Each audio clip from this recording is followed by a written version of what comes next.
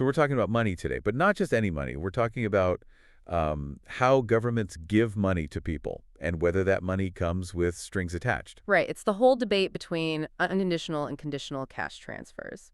Big policy And question. apparently India's at a bit of a crossroads looking at what Brazil and Mexico have done. Exactly. They're trying to figure out the best way to, support their citizens. So should it be like free money or you have to like know if you're using it right? Let's dive in. Okay, so India's been doing these unconditional cash transfers, UCTs, and apparently it's costing a pretty penny. Yeah, the economic survey highlighted that it's like 1.7 lakh crore, which is a huge amount of money. Wow.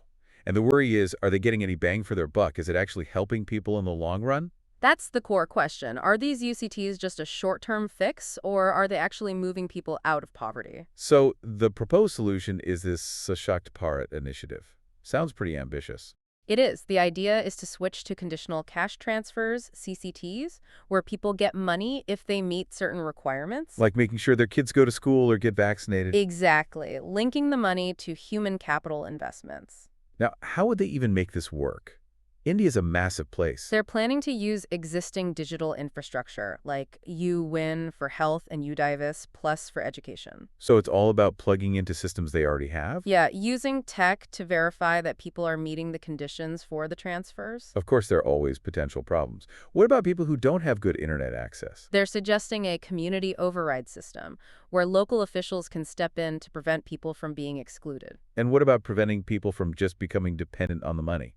Sunset clauses, reviewing accounts every few years and phasing out the transfers as people's income increases. Okay, let's talk about the elephant in the room, politics. Right.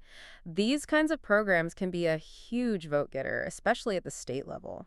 And the fear is that politicians will just keep throwing money at UCTs to stay popular, even if it's not the best policy. Exactly. And there's also the risk of corruption, with local officials demanding bribes for enrollment. So this whole thing is inspired by Brazil's Bolsa Familia program, right? Yeah, it's often seen as the gold standard for CCTs. How did that work in Brazil?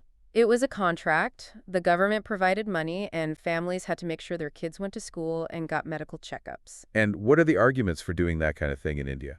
It's about fiscal sustainability, turning a recurring expense into a long-term investment in human capital. And breaking the cycle of poverty, making sure kids stay in school and get vaccinated. Exactly. It's about giving people a hand up, not just a handout. But what about the states? They're not always on board with these conditional programs. Some argue that people shouldn't have to earn their welfare, that they deserve it unconditionally. And that it's unfair to punish people if the local health center is understaffed or doesn't have medicine. Right. They say the focus should be on fixing those problems, not adding conditions to the transfers. So how do you bridge that divide between the central government and the states? The suggestion is a hybrid model. A small, unconditional base layer funded by the states, and larger bonuses for meeting conditions funded by the central government. So a little bit of both? Exactly. A compromise that hopefully works for everyone. Of course, there are still risks. What if people intentionally stay poor to keep getting the money? That's the poverty trap concern. And what about people who get left out because of technical glitches or errors in the databases? Exclusion errors are a big worry, especially in a country as vast and diverse as India. So what's the key takeaway from Brazil's experience? That it's not just about the technology of transfers, but about the behavioral outcomes of the family unit. Focusing on making sure kids actually go to school and get the health care they need. Exactly. Making the money a bridge to a better future. So it sounds like India's got a tough decision to make, weighing the costs and benefits of these different approaches.